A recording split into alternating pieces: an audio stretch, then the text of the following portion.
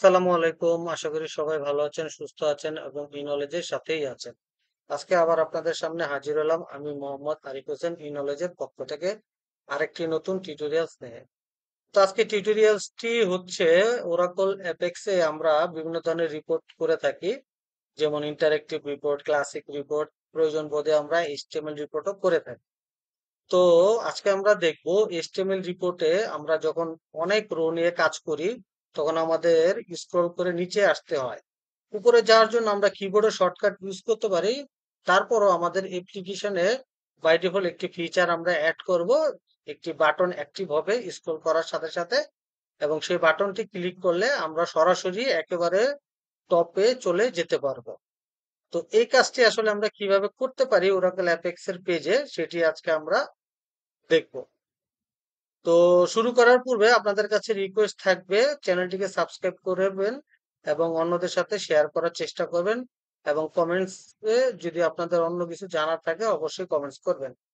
তাহলে চলুন শুরু করি। তো প্রথমেই আমরা একটি পেজ ক্রিয়েট করে নিব। তো ব্ল্যাঙ্ক পেজ ক্রিয়েট করে নিলাম আমি এখানে।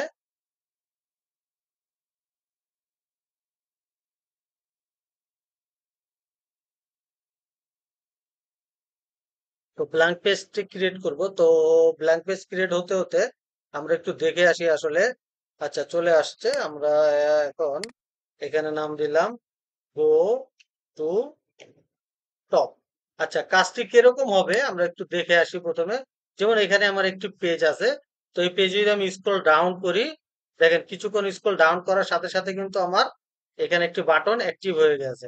এই অ্যাক্টিভ বাটনটিকে আমি যদি ক্লিক করি গো টু টপ, দেন হচ্ছে কিন্তু আমার সেই বাটনটিও ইনভিজিবল হয়ে গেছে এবং আমি পেজের একেবারে টপে চলে এসেছি। তো এই কাজটি আসলে কিভাবে করা যায় সেটি আমরা দেখবো। এটি আপনারা চাই ইন্টারেক্টিভ রিপোর্ট, ক্লাসিক রিপোর্ট এবং এইচটিএমএল রিপোর্টও করতে পারেন। তো আমি এইচটিএমএল রিপোর্টে করে দেখাচ্ছি। তো এখানে আমি দিলাম গো টু টপ। দেওয়ার পরে আমরা এখান থেকে ক্রিয়েট পেজ করে দিব। দেওয়ার পরে আমাদের এরকম একটু ব্ল্যাঙ্ক পেজ ক্রিয়েট হবে। এখান থেকে আমরা যেটি করব, প্রথমে আমাদের পেজ লেভেলে কিছু কাজ আছে, তো সেই কাজগুলো আমরা করে নেব শুরুতেই। তো শুরুতে আমরা যেটি করব, এখানে ফাংশন গ্লোবাল ভেরিয়েবল ডিক্লারেশন এ আমাদের একটি জাভাস্ক্রিপ্ট ফাংশন এখানে প্রয়োজন পড়বে। তো সেই জাভাস্ক্রিপ্ট ফাংশনটি অলরেডি আমি করে রেখেছি, এটি এখানে আমরা পেস্ট করে দিব। তো প্রথমে আমি এই অংশটুকু সিলেক্ট করে নিচ্ছি। সিলেক্ট করে নিলাম, নেওয়ার পরে এখানে আমরা এটাকে পেস্ট করে ক্রিয়েট করে দিব।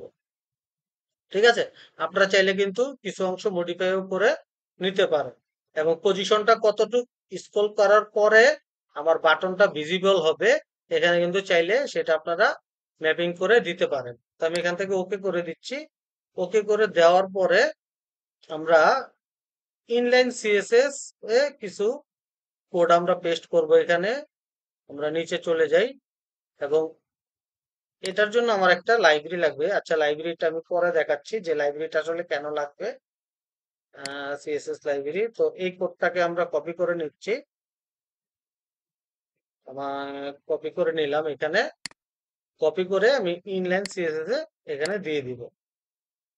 ওকে, ডান। এখন আমরা যে কাজটি করব, এখানে আমরা একটা রিজিয়ন ক্রিয়েট করব এবং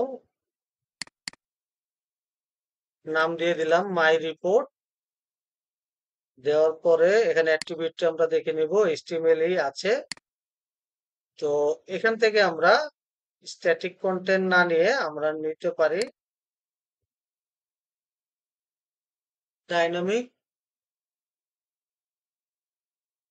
কন্টেন্ট।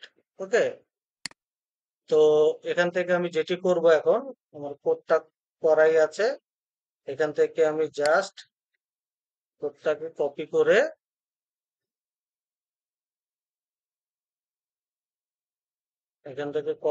আমি এখানে পেস্ট করে দিব। এখানে আসলে সোর্স হিসাবে আমি কোনো টেবিল ইউজ করিনি, আমি ডুয়াল থেকে 5000 রো ক্রিয়েট করে নিয়েছি। তো আমরা এখানে কম্পাইল করে দেখব, হ্যাঁ ভ্যালিডেশন সাকসেসফুল আছে।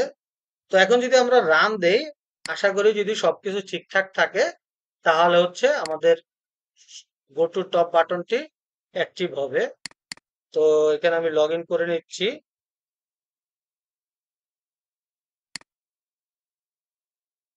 হ্যাঁ, লগ ইন করে নিলাম, আমার ডেটা আসলো। এখন যদি আমি নিচে যাই, তাহলে কিন্তু এখানে আমার বাটনটি ভিজিবল হয়েছে। কিন্তু এখানে আমরা যেরকম একটি অ্যারো দেখতে পাচ্ছিলাম, সরি, এটাকে আমি উপরে তুলে দিচ্ছি। হ্যাঁ, অ্যারো দেখতে পাচ্ছিলাম। আবার যে আমরা এই যে অ্যারোটি, এখানে কিন্তু আমাদের সেই অ্যারোটি কিন্তু শো করতেছে না। শো করতেছে না কারণ হচ্ছে আমরা একটি লাইব্রেরি এখানে আমাদেরকে সিএসএস লাইব্রেরি অ্যাড করতে হবে। তো এই পোর্শনে আমরা একটা সিএসএস লাইব্রেরি এখানে অ্যাড করে দিব। আপনারা চাইলে এই লাইব্রেরি ফাইলটাকে লোকালাইজও করে নিতে পারেন। তো আমি টিউটোরিয়াল পারপাসে এখানে লোকালাইজ করিনি। আপনারা প্রয়োজনে যদি প্রজেক্ট চালিয়ে থাকেন, প্রয়োজন পড়ে, তাহলে আপনারা চাইলে কিন্তু এখানে লোকালাইজ করে নিতে পারেন ফাইলটাকে ডাউনলোড করে। ওকে, তো আমি এখানে সেভ দিব। সেভ দেওয়ার পরে আমরা এখন দেখব যে আমাদের এখন অ্যারো আসার কথা। ওকে, ফাইন, খুব সুন্দর অ্যারো চলে আসছে। ঠিক আছে, তো আমি যদি দেই এখন, খুব সুন্দর এনিমেট হইতে স্ক্রল হয়ে এখানে কিন্তু আমার টপে চলে আসতেছে।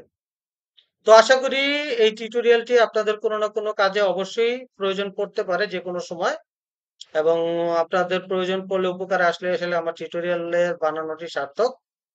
তো আশা করি আপনাদের কোনো না ভাবে উপকার করতে পারবো এই টিউটোরিয়ালের মাধ্যমে। আরো যদি আপনাদের বিস্তারিত জানার প্রয়োজন হয়ে থাকে, তাহলে অবশ্যই কমেন্ট সেকশনে আমাকে জানাবেন। আজকে এ পর্যন্তই। আবার একটি রিকোয়েস্ট থাকবে আমার আপনাদের প্রতি, তো চ্যানেলটিকে অবশ্যই সাবস্ক্রাইব করবেন এবং লাইক দিবেন ভিডিওতে, এবং অন্যদের সাথে শেয়ার করার চেষ্টা করবেন। আজকে এ পর্যন্তই। আশা করি সবাই ভালো থাকবেন, সুস্থ থাকবেন এবং ইনোলজির সাথেই থাকবেন। আল্লাহ হাফেজ।